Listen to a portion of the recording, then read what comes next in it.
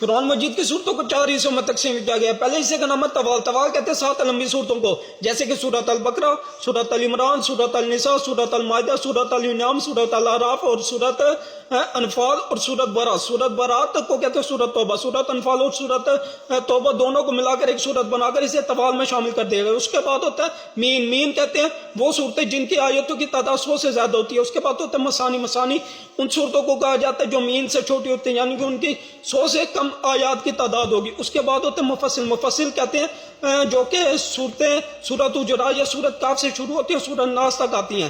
اس کے بعد ہوتا ہے مفصل کی جو ہے نا وہ 3 اقسام ہوتی ہیں۔ ایک ہوتا ہے طوال مفصل۔ طوال مفصل ان صورتوں کو کہا جاتا ہے جو سورۃ حجرات یا سورۃ کاف سے شروع ہوتی ہے، سورۃ نبا یا سورۃ بروج تک جاتی ہیں۔ اس کے بعد ہوتی ہے وساط مفصل۔ وساط مفصل ان صورتوں کو کہا جاتا ہے جو کہ سورۃ نبا سے شروع ہوتی ہے، سورۃ اللیل تک جاتی ہیں۔ اس کے بعد ہوتے ہیں قصار مفصل۔ قصار مفصل ان صورتوں کو کہا جاتا ہے جو کہ سورۃ دعا سے لے کر سورۃ ناس تک جاتی ہیں۔